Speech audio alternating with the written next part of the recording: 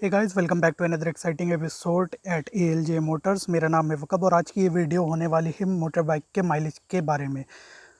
इस वीडियो में मैं स्पेसिफिकली मोटर बाइक के माइलेज के बारे में बताऊंगा। ये कुछ टिप्स एंड ट्रिक्स हैं जो आप किसी भी व्हीकल के साथ फॉलो कर सकते हो और आपकी कोई भी व्हीकल हो, चाहे वो 2 व्हीलर हो, 4 व्हीलर हो, थ्री व्हीलर हो, सबका माइलेज जो है इम्प्रूव हो जाएगा। दोस्तों, आपने एक बात हमेशा गौर करी होगी कि पेट्रोल जो है आज डेली जो है कॉस्टली होता जा रहा है और कंपनी जो माइलेज कहती है वो माइलेज आपको नहीं मिल पाता है, बल्कि उससे बहुत ज़्यादा कम मिलता है।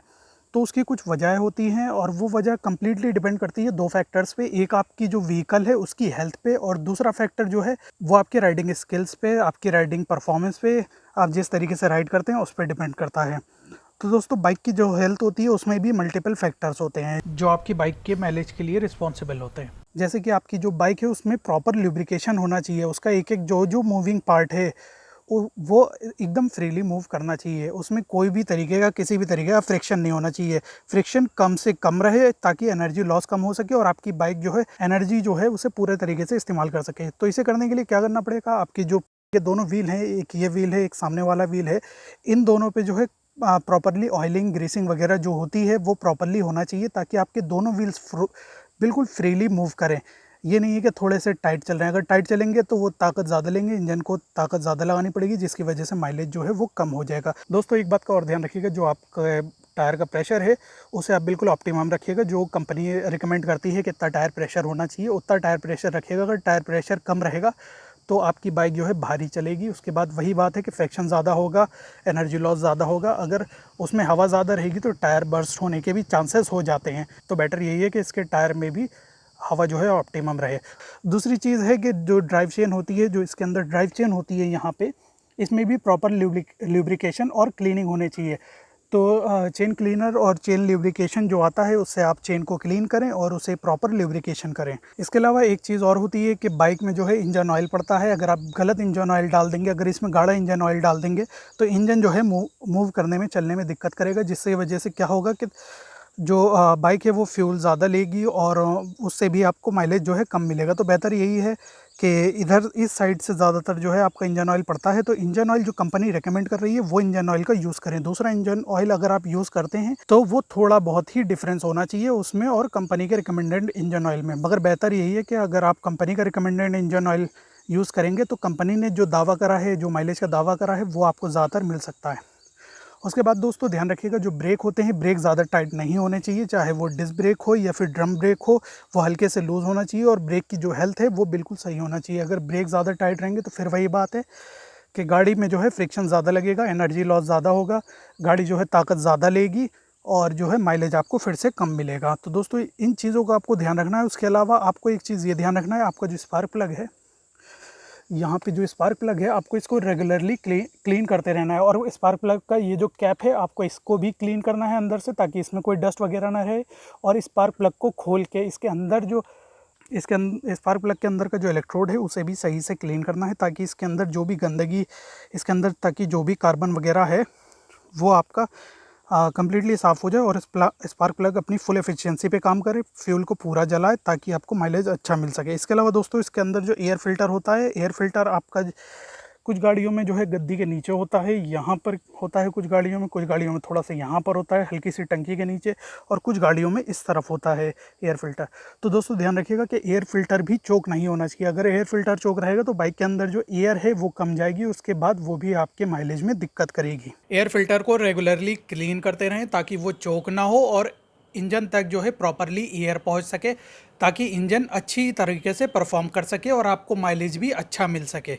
इसके अलावा दोस्तों, जो आप इंजन ऑयल डाल रहे हैं उसमें भी कई सारी बाइक्स होती हैं जिनमें ऑयल फ़िल्टर होता है, तो आपको ऑयल फ़िल्टर का भी ध्यान रखना है कि ऑयल फ़िल्टर भी आपको रेगुलरली जो है चेंज करना है। दोस्तों, एक बात ध्यान रखिएगा कि हर बाइक में ऑयल फ़िल्टर नहीं होता, ज़्यादातर बाइकों में होता है मगर सभी बाइकों में ऑयल फ़िल्टर नहीं होता। अगर आपका ऑयल फ़िल्टर गंदा रहेगा तो जो इंजन ऑयल है उसमें वियर एंड टियर के जो भी मिनरल्स वगैरह मिक्स हो जाएंगे तो वो इंजन को थोड़ा सा गाढ़ा कर देंगे और उसको चलने में, बाइक को चलने में दिक्कत करेंगे, जिसकी वजह से फिर वही बात आ जाएगी, फ्रिक्शन बढ़ जाएगा, एनर्जी लॉस होना शुरू हो जाएगा। दोस्तों, एक बात का और फिर इसके बाद ध्यान रखिएगा, जो कार्बोरेटर होता है, कार्बोरेटर को भी रेगुलरली क्लीन करना है। अगर आपकी बाइक में कार्बोरेटर है, जैसे कि आप यहाँ पर देख सकते हैं कि यहाँ पर इस तरफ कार्बोरेटर है, इसके अंदर जाके, तो या तो आपकी गाड़ी में कार्बोरेटर होगा या फिर फ्यूल इंजेक्टर होगा। दोनों में से कोई भी चीज़ अगर कार्बोरेटर है तो कार्बोरेटर क्लीन होना चाहिए और कार्बोरेटर की ट्यूनिंग होना चाहिए। और अगर आपकी गाड़ी में जो है फ्यूल इंजेक्टर है तो फ्यूल इंजेक्टर को क्लीन करना ज़रूरी है। उसके अलावा कार्बोरेटर की ट्यूनिंग तो होनी चाहिए। और आप जो बाइक में पेट्रोल यूज़ करें, ध्यान रखें कि पेट्रोल जो है साफ़ होना चाहिए। कुछ पेट्रोल पंप्स ऐसे होते हैं, बहुत कम, बहुत ज़रे से होते हैं, जो थोड़ा ज़्यादा पैसा कमाने के लिए पेट्रोल में थोड़ी मिलावट करते हैं, जिसकी वजह से पेट्रोल की क्वालिटी ख़राब हो जाती है, आपकी गाड़ी परफॉर्मेंस नहीं देती, आपकी गाड़ी भी ख़राब हो जाती है। तो बेहतर यही है कि पेट्रोल जो है वो बिल्कुल साफ़ रहे। इसके अलावा दोस्तों आपको एक बात का ध्यान रखना है, आपकी बाइक जब जब सर्विस होगी तो ये सारे फैक्टर्स होने चाहिए। इसके अलावा आपकी बाइक में जो जो पार्ट्स बदलने के हैं, जो टाइम आ गया है, टाइम पे जो पार्ट्स बदलते हैं, तो उन पार्ट्स को आप ज़रूर से ज़रूर बदलवाएं। ये नहीं कि आप जुगाड़बाजी से चलाएं। अगर आप जुगाड़बाजी से चलाएंगे तो आपकी गाड़ी की परफॉर्मेंस नहीं रहेगी, आपको माइलेज सही नहीं मिलेगा। पार्ट्स में आपका स्पार्क प्लग बदलता है, इंजन ऑयल बदलता है, उसके बाद आपका एयर फिल्टर बदलता है, ऑयल फिल्टर बदलता है, और भी कई सारी चीज़ें जो बदलती हैं उन सबको बदलवाइए, उन सबको सही से सर्विस करवाइए। ये सारी चीज़ें आपकी सर्विस में अगर अच्छे से हो गई तो आपकी बाइक का जो माइलेज है वो कम्प्लीटली ठीक हो जाएगा। उसके बाद जो राइडिंग स्किल्स हैं, आपको जो राइडिंग स्किल्स चाहिए उन चीज़ों का आपको ध्यान रखना है। बाइक को आपको सडन एक्सेलरेशन नहीं देना है, आपको एकदम अचानक से तेज़ स्पीड पे नहीं दौड़ाना है, आपको धीरे धीरे अपनी गाड़ी की स्पीड बढ़ानी है। अगर आप तेज़ बढ़ाते हैं तो यानी कि आपकी बाइक जो है शुरू में पेट्रोल ज़्यादा पिएगी, जिसकी वजह से आपका माइलेज फिर ख़राब हो जाएगा। और अगर आप सडन ब्रेकिंग करते हैं, बिल्कुल अचानक से आपने झटके से ब्रेक दबा दिया, गाड़ी तो आपकी रुक जाएगी, बट वही बात है कि यहाँ पर आपका जो है पूरा कंप्लीटली एनर्जी लॉस हो जाएगा, जिसकी वजह से आपको माइलेज अच्छा नहीं मिलेगा। उसके बाद राइडिंग पोजीशन एक चीज़ होती है दोस्तों, आपने देखा होगा कि स्पोर्ट्स बाइक में थोड़ा सा आगे की तरफ लीन करके बैठा जाता है, जिसकी वजह से क्या होता है, जो एयर होती है, जो एयर का प्रभाव होता है वो बाइक पे और आपके ऊपर कम हो जाता है। बट जब आप बाइक पे स्ट्रेट बैठते हैं तो उससे एयर का प्रभाव आप पे पड़ता है और गाड़ी थोड़ी ज़्यादा ताकत लेती है। तो अगर आप राइडिंग पोजीशन भी चेंज करेंगे तो उससे भी आपके माइलेज पे ज़रूर से ज़रूर फ़र्क पड़ेगा।